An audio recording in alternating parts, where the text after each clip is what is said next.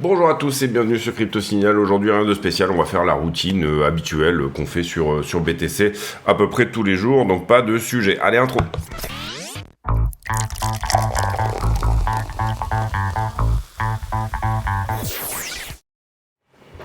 Alors, BTC face au dollar en 4 heures. Pour ma part, j'ai pris un petit long ici sur cette zone-là, sur un niveau 1 minute. Pour l'instant, ça se passe pas trop mal, au sens où ça va plutôt dans le sens que j'entends. Ce trade est documenté sur le Discord de la chaîne. Concrètement, je m'attends à ce que on retouche 41,5 à ce stade et peut-être potentiellement 41,9. Voilà les niveaux que je vais aller viser. Voilà, quelque part, pour moi, j'irai même viser celui qui est plus haut ici. Vous voyez, 41,9 en 4 heures. Et vous voyez qu'on est rentré globalement sur un niveau 1 minute qui était celui-ci. Si jamais je vous réduis les choses, vous allez comprendre que petit à petit, dans cette structure, on trouve quelque chose en termes de support. Et je suis rentré, moi, sur le premier retest de ce niveau. C'est-à-dire, c'était une entrée un peu à l'aveugle. Si j'arrive à décaler. Voilà, je suis rentré sur ce niveau-là directement. On a délivré assez fort dans cette descente, je trouvais. Donc j'ai même pas attendu le retest de ce niveau. Vous voyez qu'il a déjà été retesté par 2 fois. Voilà, je voulais vraiment être dans cette entrée. Et si on va chercher ici sur le 1 minute, c'est le tout début de la mèche. Donc c'est vraiment pourquoi on va chercher finalement là-dedans dans une mèche 1 minute carrément. Parce que tout simplement ici en 1 minute, on a très peu de longues à part ceux qui étaient déjà dans le carnet d'ordre, mais probablement qu'une partie sur cette mèche qui est quand même assez profonde a été liquidée. Donc c'est vraiment l'endroit où on a très peu de long qui a eu le temps de rentrer finalement. C'est ça la psychologie, on va dire, de l'entrée. La psychologie de l'entrée, c'est là. J'ai passé 60 secondes là-dedans. Est-ce que vraiment il y a beaucoup de monde qui a réussi à rentrer long là-dessus? Je ne pense pas. Donc je pense que la plupart du monde qui est rentré long sur toute cette figure finalement, et que là on vient chercher en liquidation, c'est ce qu'on a fait par la suite, eh bien se trouve là-dedans. C'est tout simplement ça la psychologie. Vous n'avez pas nécessairement besoin des high blocks et compagnie, etc. Théoriquement, juste en regardant les bougies, vous devez comprendre que eh bien ce sont des niveaux intéressants. Si on va également dans le passé, là, j'explique juste l'entrée, rapidement. Si on va dans le passé, vous voyez que c'est un niveau qui, par 2 fois, également, avait proposé quelque chose. Donc déjà, 2 retests, plus le 3e retest qui fait qu'en 1 minute, eh bien, on a tenu le niveau, mais on est allé liquider tout ce qui se passait en dessous. Finalement, vous donnez la bonne entrée qui se trouvait quelque part là-dedans. Donc, je cherchais une entrée dans la mèche. J'ai pris la time frame 1 minute comme étant la time frame minimum qui pouvait me permettre d'avoir cette entrée dans la mèche. Vous voyez qu'on revient ici plusieurs fois revisiter le niveau depuis. Pour le moment, ça tient. Pour le moment, la position est fortement profitable. Et donc, du coup, bon, voilà. Premier TP pour moi, 42,5. Deuxième TP, 42,9. Après, je vais aviser. Je pense que quand j'aurai touché le premier TP, je vais remonter mon stop loss au point d'entrée. Et puis, du coup, ça sera une position profitable, et puis c'est tout. Donc là, je vous ai vraiment expliqué l'entrée. Désolé, je rame un peu au niveau de... Il faudrait que je vide le cache et que je nettoie un petit peu mon Mac. Ensuite, en ce qui concerne Ether, BTC, pas de sortie de cette compression. Vous voyez que ça se trade, ça. Ici, on avait dit, bon, c'est une déviation pour moi. Là, vous voyez qu'on reteste la compression une nouvelle fois. Est-ce qu'on va aller tout au bout de cette compression? Et quand je parle de compression, je parle bien entendu de ce triangle. Est-ce qu'on va aller tout au bout? Ou est-ce qu'à un moment donné, on va choisir une direction? À mon avis, on va choisir une direction. Maintenant, on est en week-end, là, donc je m'attends pas spécialement à ce que ça casse là tout de suite, même si parfois, dans le passé, on a eu des choses le week-end. En ce qui concerne Ether... eh bien pour le moment c'est la même chose, compression sur Ether, d'accord. On peut très bien rentrer sur Trend, c'est toujours la même chose, et se dire que cette compression va tout simplement continuer. On va dire qu'elle est quand même sur une amplitude qui est honorable, voilà, on va dire ça comme ça. Ici, celui-là, on va le mettre en 1 heure, parce que c'est pas des niveaux que j'avais nécessairement mis avant. En ce moment, moi, je trade beaucoup BTC, je trade assez peu Ether, sincèrement. Voilà, et puis la deuxième comme ceci, vous voyez très bien le triangle ici. Même histoire, finalement, tant qu'on perd pas la M avant en daily, tant qu'on perd pas une de ces 2 droites, finalement on part pour quelque chose qui n'a pas encore de sens, on compresse le prix. Au plus on rentre dans cette compression, au moins c'est intéressant, bien sûr. Vous le voyez ici entre 2214, 2002, il y a quand même 100 $ là, donc c'est pas mal, mais bon, d'une certaine manière, voilà, c'est tradable, complètement tradable. Et comprenez bien également que mon entrée sur BTC était également motivée par la compression en cours. Les alts, on va dire que ça trouve un petit peu une résistance sur la zone. Les alts par rapport à BTC, hein, là on enlève même Ether de l'équation, mais pour l'instant ça reste haussier à mon sens. Maintenant, voilà, si on venait à casser la structure ici, vous comprenez qu'on a un double top, donc du coup on passe baissier, on va dire au-delà de la structure 1 heure, hein, sur quelque chose de peut-être un petit peu plus conséquent. Donc ça reste encourageant, je trouve, sur les alts. Il me semblait qu'on avait cassé ce point-là, mais non, du coup, en fait, pas du tout. Ok, je sais pas pourquoi, je le voyais casser, lui, mais pas encore. Donc sur les alts c'est un peu la même chose, sauf qu'on n'a pas la même compression exactement, on a quelque chose d'un petit peu plus péchu sur les rebonds, donc c'est peut-être potentiellement sur la structure un petit peu plus boule, sur les alts contre BTC, mais c'est pas non plus incroyable, hein, sincèrement. Et en ce qui concerne la BTC dominance, pour le coup on est sur la trend là, qui est celle-ci. On n'a pas encore de confirmation qu'on passe dans quoi que ce soit de baissier. La première confirmation qu'on pourra être baissier, c'est à la perte de la trend et la perte du niveau précédent, du creux précédent, celui qui est le plus bas entre le plus haut et le plus haut qui est celui-ci. Donc du coup, soit on marque un creux plus haut que le creux précédent, et donc on viendra probablement faire un plus haut ici, c'est-à-dire 56-57% de dominance, pourquoi pas, soit on perd la trend, et là du coup on aura la confirmation plus ou moins que quelque chose de baissier se prépare. En tout cas pour le moment, rien de baissier là-dessus, on peut anticiper des choses baissières bien évidemment, mais ça serait aller un petit peu à l'encontre de la structure, donc il faut le faire avec, on va dire, parcimonie. Parcimonie, avec modération, on va dire ça comme ça. Les news, et j'en profite avant de vous lancer les news pour une petite page de pub. Allez, on y va pour la page de pub. Quels sont les moyens d'aider la chaîne ? Eh bien, tout simplement, il y a déjà le bouton rejoindre ici sous les vidéos qui, moyennant une cotisation de 10 € par mois, vous permettra d'accéder à des vidéos privées. Ces vidéos, je les poste tous les jours. Vous voyez, on est déjà ici à la vidéo numéro 57. Et dedans, on a des analyses approfondies sur le BTC, du risk management, du trade management, des analyses d'altcoin également. Voilà, petite vidéo tous les jours d'une vingtaine de minutes que je produis en plus spécifiquement pour les affiliés YouTube. Il y a aussi un moyen par le Discord d'accéder à ces vidéos. D'abord, vous venez sur le Discord, vous vous présentez ici. Il faut donc écouter ce que vous dit le bot ici de manière à accéder au serveur, et ensuite rendez-vous sur l'onglet ici vidéo privée et vous pouvez lire ici toutes les choses qui vous permettront d'accéder effectivement à ces vidéos. Deuxième chose également, vous avez bien sûr le stand de merchandising que vous allez pouvoir retrouver sur la chaîne, et qui du coup vous permet d'acheter des t-shirts Crypto Signal. Vous voyez, il y a quelques t-shirts marrants également, et voilà, ça aide beaucoup également. Et puis dans la description de la vidéo, vous avez tous les autres liens ici qui vous permettront également d'aider la chaîne, à savoir achat de Cold Wallet Ledger, abonnement à iBlock que moi j'utilise beaucoup, tous les autres liens sur les autres plateformes également que nous proposons, mais aussi des indicateurs type Luxalgo, etc., quelques bouquins sur Amazon. Bref, n'hésitez pas à aller regarder tout ça. En plus de la vidéo publique, il y a donc pas mal de choses, et notamment, je pense, le Discord qui fonctionne très bien avec, vous le voyez ici, toute une communauté qui va poster ses analyses, et donc ça, c'est quand même extrêmement intéressant. Je vous laisse là-dessus, merci de votre écoute, à très bientôt.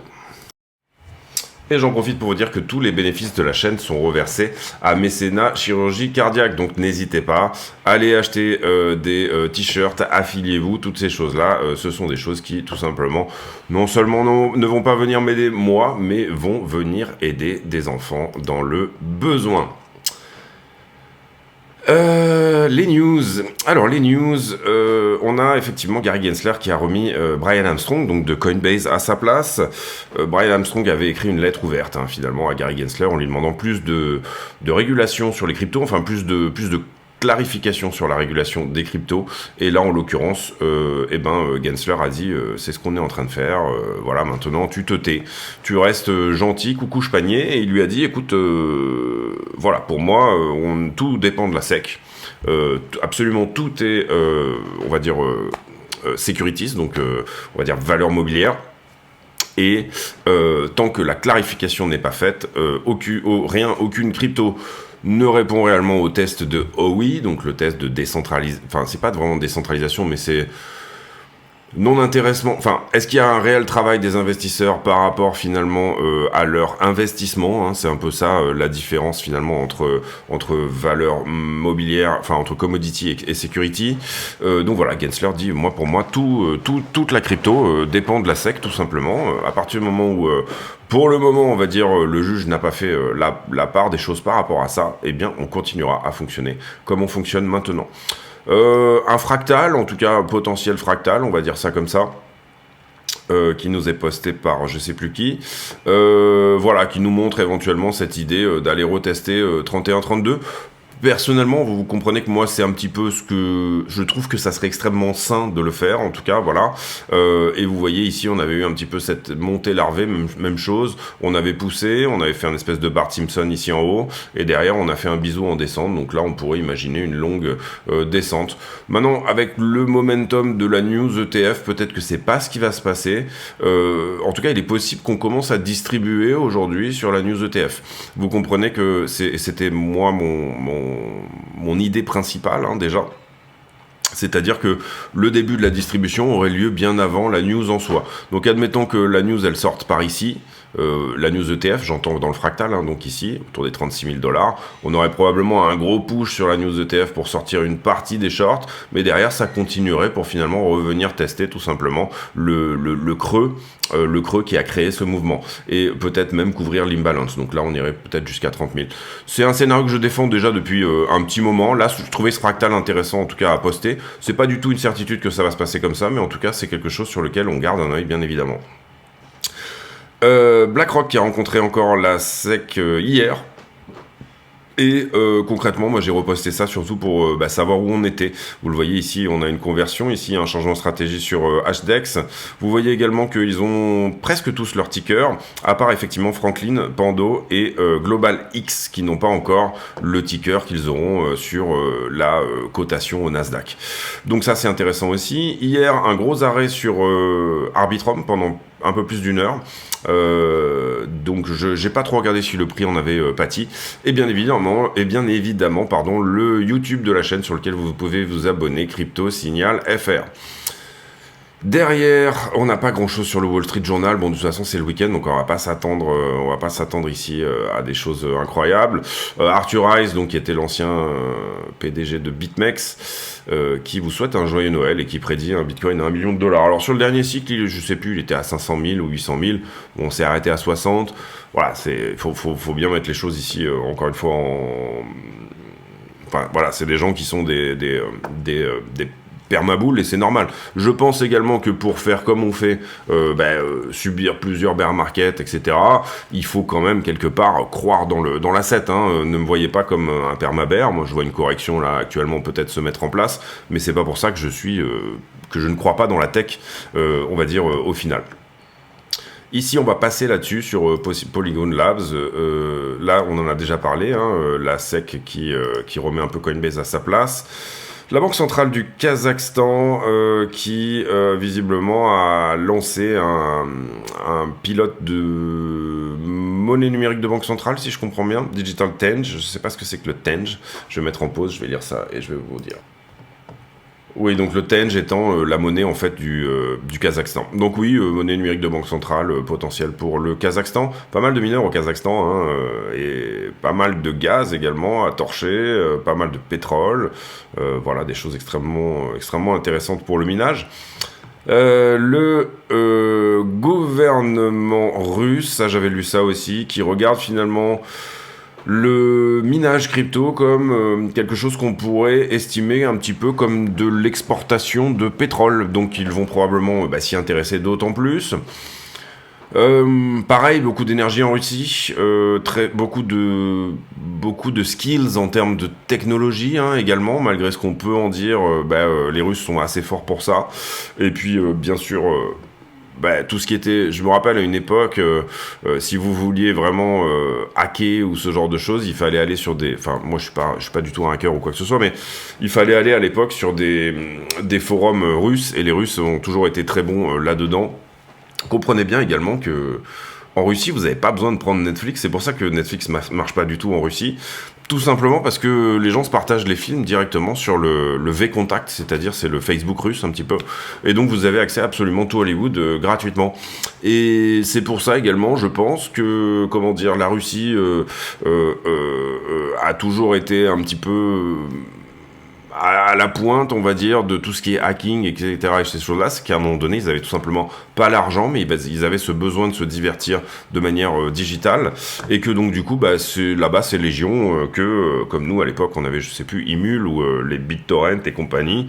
Là-bas, c'est même directement via Twitter, vous envoyez un film, tiens, j'ai bien aimé ce film, regarde-le.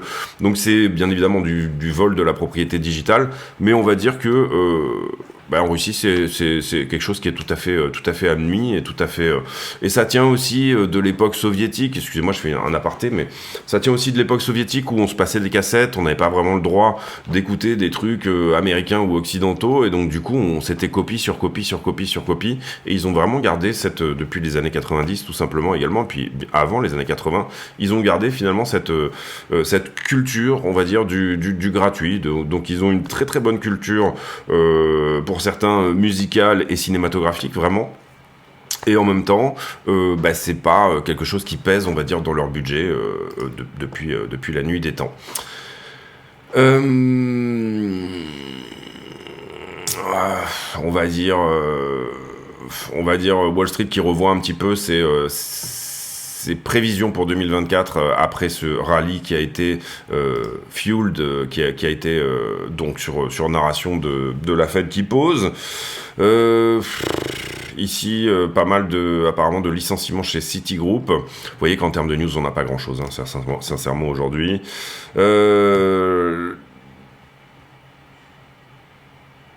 S&P score longest weekly win streak. Voilà, le S&P qui clôture sa semaine également dans des très bonnes dispositions. On a été plutôt baissier sur le S&P hier. Pourquoi ? Parce qu'il y a un des membres de la Fed qui a dit qu'il y aurait vraisemblablement pas de... C'est toujours un peu comme ça, hein, la Fed, ça dépend des membres un petit peu, hein, des opinions de chacun. Mais globalement, il y a un des membres de la Fed qui a dit qu'il n'y aurait pas de pivot de la Fed en mars, comme le pense le marché, etc. Donc du coup, ça a un petit peu corrigé, surtout en début de journée. Semaine prochaine, puisqu'on est samedi, on va regarder un petit peu ce qu'il se passe. Et là, c'est pas du tout la semaine prochaine. Donc, on est la semaine prochaine sur des news par rapport au marché, on va dire, de l'immobilier. Donc, pas énormément de choses intéressantes. On aura le jobless hebdo, les inscriptions au chômage. On aura une révision du PIB, donc ça, on regardera.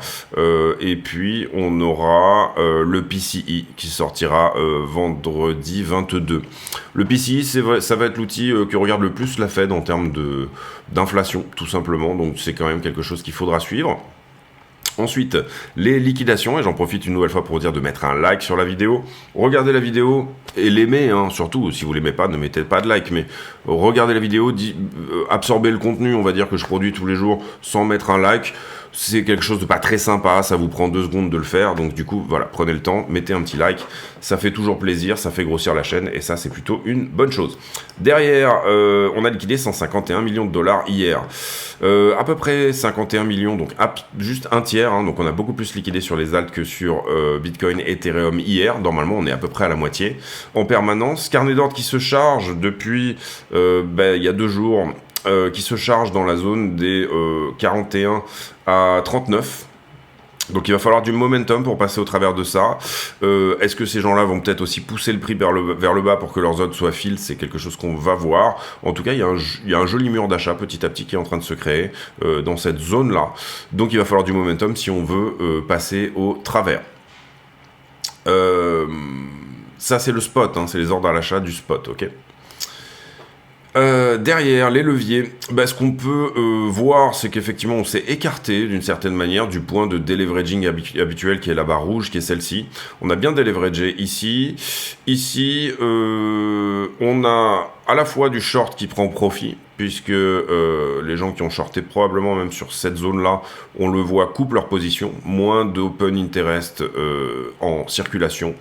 Mais on a potentiellement en face quelques entrées de long, puisque là j'ai une structure de prix qui baisse, un open interest qui baisse, mais malgré ça j'ai un funding qui augmente. Donc là il y a une forme d'anomalie. Donc ce qu'on va faire, c'est qu'on va décaler ce niveau tout simplement ici vers le bas. Ça n'irait pas dans le sens de mon long intraday. Mon long, il voudrait venir chercher 42,5. Ça irait plutôt dans le sens de mon short en swing. On va voir ici. Hein. De toute façon, c'est pas un hedge. Hein. Moi, je considère vraiment que quand je trade dans 2 time frames, je vais chercher tel ou tel B de retracement, si vous voulez, mais je ne hedge pas. C'est très rare que dans la même time frame, je vienne hedger une position. En gros, c'est quelque chose que je fais vraiment très peu. Peut-être que ça serait bien de le faire, mais vraiment, je hedge assez. Je hedge parfois mon portefeuille, c'est-à-dire je viens chercher un short dans un endroit où j'ai pas envie de prendre de profit, mais je considère qu'on peut corriger. Parfois, je viens prendre un gros short, histoire que mon portefeuille d'investissement, on va dire, soit couvert, si jamais on fait effectivement cette baisse. Mais je ne hedge pas mes positions avec une autre position, en tout cas pas dans les mêmes time frames. Très légèrement longué, hein, c'est ce qu'on a vu ici sur le précédent, sur le funding notamment. On a un petit peu du short sur cette figure, pas de grosses entrées en position. On n'aura pas de grosses bulles ici théoriquement pendant le week-end. Hein, on aura, enfin c'est pas l'idée. Vous voyez qu'on peut très bien aller vers la poche de liquidité qui est celle-ci, en tout cas sur la 5 jours, tout comme vers celle-là. Hein, donc on peut revenir ici casser 43,5. Il y a une petite poche de liquidité en haut, assez peu de liquidité intermédiaire. Et vous voyez que les grosses positions ont déjà été sorties sur des rebonds. Donc bon, on va voir ici. Et il n'y a pas de repaint. Hein, sur iBlock, ne repeint pas ses positions en fonction de ce qu'il se passe. iBlock, ça sort l'algo. Par contre, ça ne vous dit pas quand les gens sortent ni rentrent. Pour ça, il faut regarder le funding. Gros short sur Ether, gros long également ici. Le gros long... Il a été sorti, oui, il a été sorti. C'est les deux positions qu'on voit là, c'est celle-ci. Le gros short a été sorti également, donc ces deux positions sont nettoyées. On a, pareil sur Ether, un peu de liquidité intermédiaire à venir prendre, notamment, je dirais, à peu près dans cette zone-là, 2266. Maintenant, pour le moment, encore une fois, c'est le week-end, donc je ne m'attends pas à des mouvements incroyables, mais on a eu parfois, ces derniers week-ends, un petit peu des choses qui se sont mises en place, notamment un samedi soir, je ne sais plus si c'était samedi dernier, mais il y a eu un samedi soir où c'était peut-être il y a 2 semaines, où le prix avait bien poussé. Ici, quand on regarde la One Week, on a des choses à venir chercher à 43,6 en l'occurrence, ici. Et je parle pour le point chaud, hein. Et potentiellement, on l'a vu, 44,7. Derrière, en bas, sous les 39, c'est là où il y a tous les ordres d'achat d'ailleurs, notamment sur le spot. Donc difficile d'y aller, mais pas impossible. Vous voyez que précédemment, on avait pris ce point chaud là. Désormais, le fait qu'on traîne dans cette zone nous crée quand même une zone de liquidité à venir prendre autour des 43,6. D'accord. Donc revenir dans le point chaud qui est celui-ci est tout à fait possible. Tout comme venir casser tout simplement la zone qui a été assez longuée dans la zone des 40. Globalement, bon, c'est un peu du 50-50 ici sur le sens. En tout cas, quand on regarde la liquidité, bien évidemment. Sur Ether, c'est un peu plus mou. Par contre, on a beaucoup de liquidité intermédiaire, c'est ce que je vous montrais sur les bulles de liquidité. Ça peut pousser ici jusqu'à 2450, c'est-à-dire casser le top précédent, tout comme 2100 ici, en tout cas sur la 5 jours, c'est peut-être ce qu'on peut voir. Derrière, le sentiment du moment, on va le regarder vite fait en 12 heures. On est plutôt longué, c'est ce que je vous expliquais hein, sur la montée du funding, effectivement, on retrouve ça sur iBlock. Le funding qui augmente tout simplement, hein, iBlock c'est juste... Et sur la 1 mois, vous voyez que c'est la zone des 35 hein, qui pourrait être visée si jamais on baissait. Et encore une fois, venir casser le top autour des 45 600 si jamais on continue sur ce momentum haussier. On va aller sur la structure et faire la conclusion de cette vidéo. Alors pour une fois, on va partir du 4 heures. Et on va se mettre comme ceci. Je suis sur la dominance là. Alors sur le 4 heures, pour moi il y a plusieurs solutions et globalement il y a celle finalement d'une sorte de flag, hein, un petit peu comme une flat avec ici on aurait une A, une B et une C qui est en train de se faire. Excusez-moi, c'est une structure corrective, donc on commence par en haut, on aura une A, une... Putain, on va y arriver. Une B,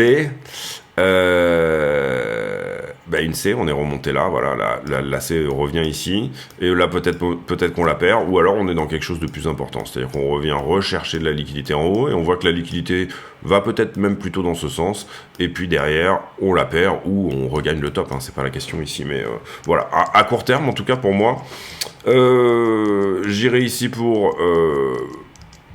à minima un rebond dans la compression, vous l'aurez compris, c'est pour ça que j'ai pris le long intraday que j'ai pris hier, et c'est pour ça que je l'ai pris sur un niveau qui était quand même pas trop loin de la trend, mais je rentre toujours sur un niveau, moi je rentre pas sur une trend.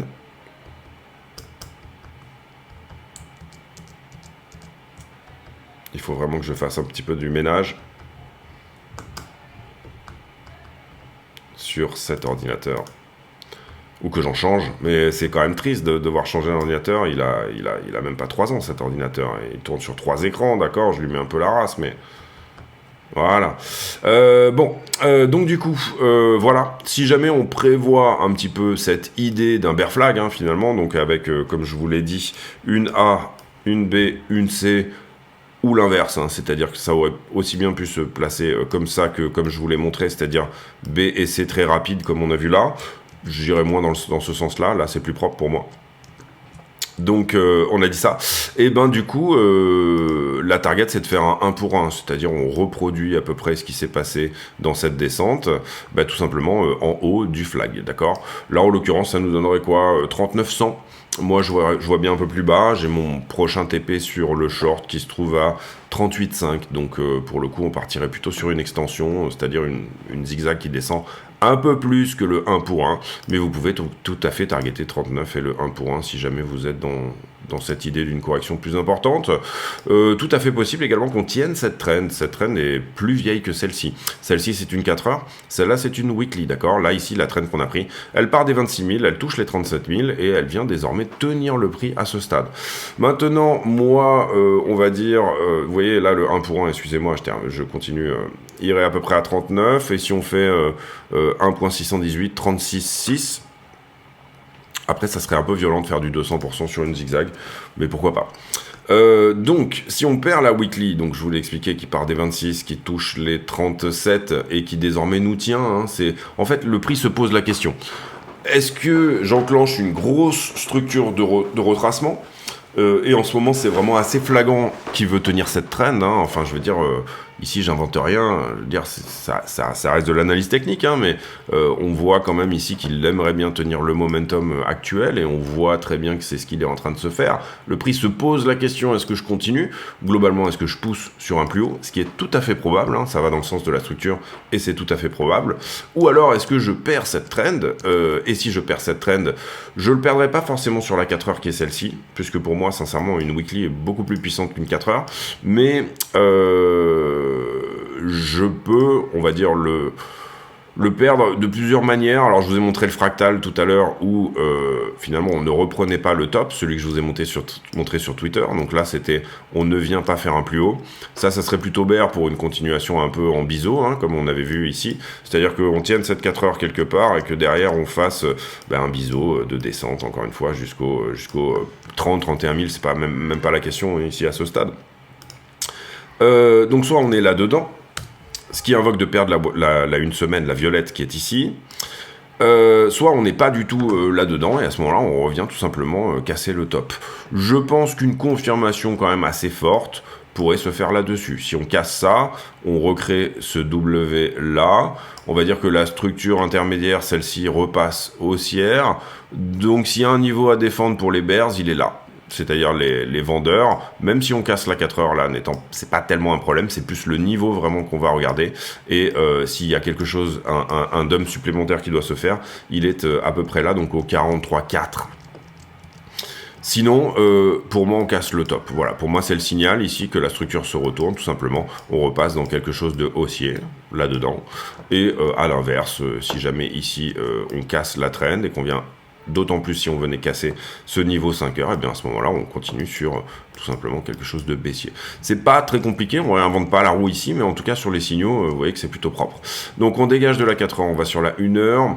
Sur la 1 heure, qu'est-ce qu'on peut voir? On peut voir que le niveau sur lequel je suis rentré long ici a pas mal tenu jusqu'ici. On a éventuellement ce W là qui est pas optimisé mais qui est au retest actuellement. Renfoncer dessous, venir chercher quelque chose dans la jambe n'est pas exclu. Et derrière, voilà, nous ce qu'on cherche c'est quelque chose à peu près comme ceci. Personnellement, j'irai chercher un tout petit peu plus haut. Pas de runner sur cet intraday, c'est une entrée intraday, donc du coup... pas trop enfin, on reste quand même, on pourrait mettre, je sais pas, 0,3, 0,4 bitcoin en runner à aller chercher quelque chose.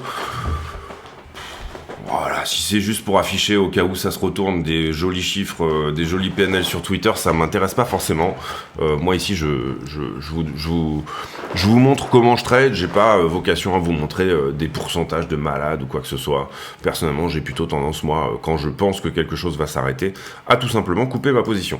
Donc là, personnellement, je reste baissier, mais avec tout à fait cette possibilité qu'on peut casser. Si jamais on devait casser, pour moi, je considérais que cette entrée intraday là n'est pas exceptionnelle de toute façon pour aller casser et aller prendre un runner, donc laisser 10% de ma position, on va dire ici, aller chercher à peine quelques pourcents plus haut, c'est pas nécessairement quelque chose qui m'intéresse beaucoup. Donc le signal, il est là, bien évidemment. Malheureusement, c'est une weekly, mais on pourrait la tracer un peu mieux et on pourrait en faire une 4 heures parce que là, c'est très propre les endroits sur lesquels ça tient. On pourrait même ici, tout simplement, faire la parallèle. Ici, on va y arriver. J'ai un problème avec cette souris-là, j'en ai deux. L'autre est en recharge. J'ai un problème avec le clic droit. Voilà, peut-être quelque chose comme ça, et on en ferait une heure. Hein. Déjà, si on perd ça en une heure, vous voyez que ça nous donnerait quand même un petit peu des informations. Ce qu'on cherche là-dedans, c'est des informations, d'accord ? Comme je vous l'ai dit, on est assez créatif sur la structure, on dit bon, ça peut bouger comme ça peut bouger comme ça, etc.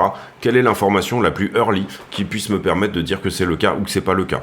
Est-ce que je l'utilise ou pas comme une invalidation, ou alors est-ce que je laisse respirer ma position ? C'est ça les questions qu'on doit se poser, c'est tout simplement, bon, je laisse respirer ma position ou pas ? Dans quoi je suis ? Par exemple, là, sur ce trade, ici, intraday, je rentre là-dessus parce que je sais que le niveau va provoquer une réaction. Est-ce que je suis dans une baie ? Est-ce que je recherche la baie de cette descente-là ? C'est-à-dire que derrière, je pense qu'on va descendre plus. Ou alors, est-ce que je m'inscris dans un retournement global de l'histoire ? C'est-à-dire, tout simplement, le fait de faire... Et je vous invite à faire cette routine-là et à dessiner le fait de faire déjà ça. Si je fais déjà ça, je fais une continuation de ça. Putain, on va y arriver, oui. Ah ! Je fais une continuation, alors là, on est plutôt là, pardon, de ça, d'accord, déjà.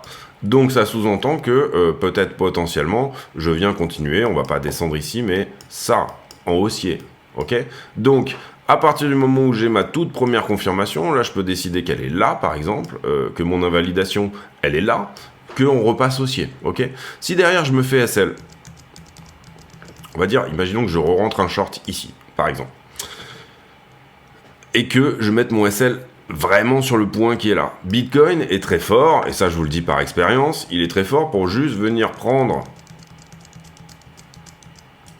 la liquidité qui est là, donc modifier la structure, faire en fait des faux break-off structure.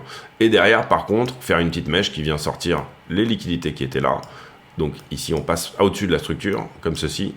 Et par contre, on vient dégager. Donc là, moi, j'aurais tendance à dire, par expérience, c'est un beau point d'invalidation, mais j'aurais tendance à dire, bon, laisse un peu respirer ton trade, prends quelque chose qui correspond à une time frame plus haute, à quelque chose de précédent, et qui pourrait être... là, on pense qu'il y a eu du business, plutôt pour placer ton stop, on va dire, un peu plus large, hein, d'accord ? Ça sous-entend soit libère un peu ton levier, mais en un petit peu moins, ou en tout cas calcule une taille de position qui te permet même d'aller à la liquidation, parce que là, on est sûrement sur une liquidation $700, oui, en levier 50, vous êtes sur une liquidation. Donc, soit je décide d'aller à la liquidation, effectivement, sur cette position, soit je desserre mon levier en 20, 25, etc., et je décide d'utiliser le levier maximum pour aller à la liquidation, soit tout simplement, je prends un levier très faible et je calcule ici un risque, par exemple 1, 2, 4%, que sais-je, un risque entre mon point d'entrée et mon stop loss qui est de, on va dire pour faire simple, allez, moins de 4% et entre 0,5 et 4% de mon... Alors je sais que c'est chiant. Pour les gens qui vont trader avec 1000 balles, ici, aller se battre pour 40 ou 60 balles sur de la position intraday, même pas, hein, finalement. Je sais que c'est chiant, mais c'est comme ça qu'on trade, et c'est comme ça qu'on augmente son capital petit à petit. Prise de risque trop importante, égale, finalement, si là j'avais mis 30% de mon capital à risque, et si je les perds, je vais mettre des mois avec une stratégie normale à récupérer ces 30% là. D'accord ? Donc soyez bien évidemment, attentifs à toutes ces choses-là. Risk management, tout simplement. En fin de vidéo, à chaque fin de vidéo, c'est une vidéo sur le risk management qui apparaît en vignette. N'hésitez pas à aller la regarder. Il faudrait que je la remette un petit peu à jour parce que il y a 2-3 petites choses qui ont changé dans mon système, mais globalement, c'est un peu la pierre angulaire de cette chaîne. Vous pouvez trader en utilisant une pièce, même j'ai envie de dire. Vous la jetez en l'air comme ça, et vous jetez une pièce en l'air, et vous dites ah ben pile, je long, face, je short, et que ça pourrait marcher. Même si votre système de trading est pourri, à partir du moment où votre risk management est cohérent, eh bien ça peut fonctionner, sincèrement.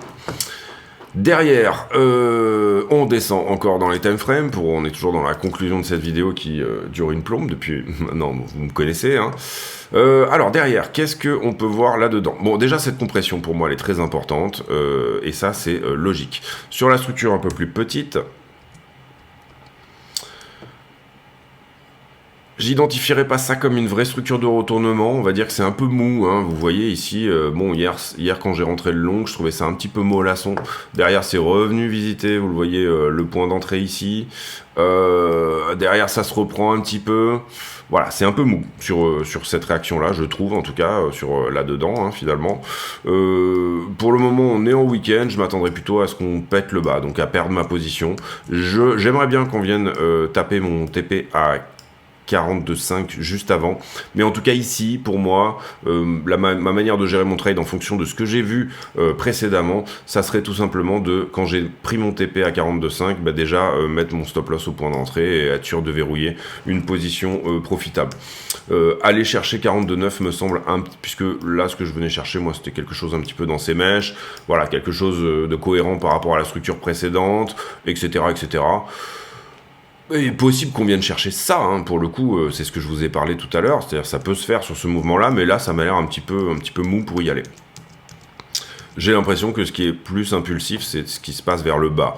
Maintenant, ça change tout le temps, hein, comprenez bien, ici on est impulsif vers le haut, et là on est un peu correctif vers le bas de façon molle, ça change tout le temps, hein, donc bien évidemment ici, bien se mettre dans l'esprit que c'est pas une donnée, c'est pas parce qu'on prend, on va dire, l'ascenseur pour descendre et l'escalier pour monter que ça va être comme ça sur la structure suivante, ok ? Ensuite, directement dans le 1 minute, est-ce qu'on a des niveaux, des choses intéressantes à regarder dans les toutes petites TF?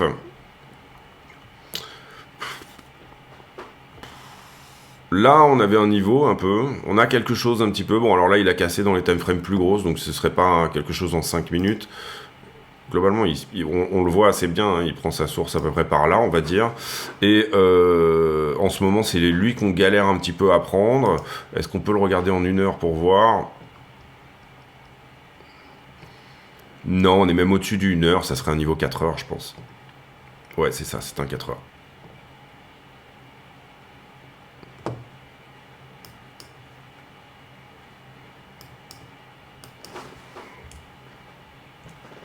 Je sais plus où il est. Oui, il est là, oui. Ouais, c'est un 4 heures. Donc, du coup, on peut très bien faire des grosses mèches au-dessus que c'est pas. Donc, ça irait plutôt dans le sens de possiblement aller visiter 42,5. En tout cas, dans le sens de mon long. Mais il y a un niveau, il y a quelque chose qui résiste ici, vous le voyez. Pour le moment, c'est un niveau 4 heures. Donc, c'est pas quelque chose d'hyper précis. Ce que je veux dire, c'est au plus, vous prenez des niveaux qui sont dans une grosse time frame, au plus les mèches peuvent se faire, puisque vous avez plus le temps de faire une mèche. Donc, ça enlève à la force de votre niveau, on va dire, un niveau va être moins puissant mais plus précis dans des toutes petites time frames, il va être plus puissant mais moins précis dans les grosses time frames, d'accord? C'est comme ça que je vois les choses. Écoutez, en tout cas, pour moi, vous avez un peu mon idée. Je vous ai aussi dit mon avis sur la question. Pour moi, on sort de cette compression potentiellement par le bas. Maintenant, en général, un triangle en haut de quelque chose, c'est une figure de continuation. D'accord? Donc ici, n'hésitez pas nécessairement. Si vous, le cœur vous en dit, et si vous pensez que c'est cette trend le point intéressant pour venir rechercher le top, n'hésitez pas. Hein, sincèrement, ça serait tout à fait logique de continuer la structure. Quand je vous explique tout ce que je vous explique là, je suis contre tendance. The trend is your friend, c'est ce qu'on dit effectivement, mais du coup quelle trend? Est-ce que je prends la 4 heures? J'ai eu quand même un changement de caractère sur la 4 heures, etc. Est-ce que je prends la daily? Est-ce que je prends la trend historique du BTC? Donc du coup, si je prends la trend historique du BTC, j'aurais rentré que du long depuis la nuit des temps. Est-ce que je prends la 5 minutes? Pour moi, tout dépend du calibre que vous voulez utiliser. C'est-à-dire, je veux trader, on va dire sur une journée, hein, globalement de l'intraday, je vais quand même me baser sur des niveaux 5 minutes, 1 minute, maximum au quart d'heure, et je vais prendre quand même en compte la 4 heures, qui est un peu le mouvement, on va dire, que je recherche. Donc pour les niveaux, je vais monitorer voilà, le 4 minutes, 1 heure, 15 minutes et le 5 voire 1 minute pour aller chercher des choses en intraday. Est-ce que pour autant, quand je viens chercher de l'intraday, la 4 heures doit être dans le sens de mon trade? C'est mieux, voilà. Et en tout cas, par contre, sur du swing, moi, j'hésite pas à aller trader du retournement, mais à le dérisquer sur des time frames plus petites. C'est-à-dire, je vais aller chercher dans les hautes time frames quelque chose qui m'intéresse. Là, on l'a vu sur tous ces niveaux weekly, m'intéresser, d'accord. Tout ce qui se passe ici m'intéressait. Je considère effectivement qu'on peut mêcher au-dessus, etc. Donc, au départ, je pars avec une position plutôt petite que je suis prêt à défendre. Donc on va partir sur du 0,5, 1, 2%, selon comment je considère que l'endroit est intéressant. Et puis derrière, dès qu'on a fait moins 4, je dérisque entièrement ma position. Parfois, je me SL tout de suite quand je le sens pas. Et là, vous comprenez que je me SL à break-even, c'est-à-dire je vais descendre mon SL à mon point d'entrée dès que j'ai pris mon dérisking. Parfois, je vais juste laisser la position respirer et je vais prendre mon dérisking et je vais dire bon, je considère vraiment que le niveau est intéressant. Et là, vous comprenez que mon niveau de confiance, il est quand même pas exceptionnel parce que j'ai dérisqué, mais pour le moment, je suis revenu pas très loin de mon SL au niveau de la position parce qu'on peut tout à fait prendre le top. Donc, on n'est pas non plus sur de la certitude foncièrement. Qu'est-ce qui pourrait me donner un peu plus raison? C'est la perte de cette traîne que pour le moment on perd pas déjà, et c'est la perte effectivement de la MA vente, même si c'est quelque chose que je regarde juste pour avoir un biais, mais que je ne regarde pas pour trader. C'est pas des entrées ici pour moi. Enfin voilà, j'utilise pas les MA pour trader, mais plutôt pour avoir un biais. Est-ce qu'on est au-dessus ou au-dessous de la MA 20? Et je l'utilise vraiment pas tout le temps.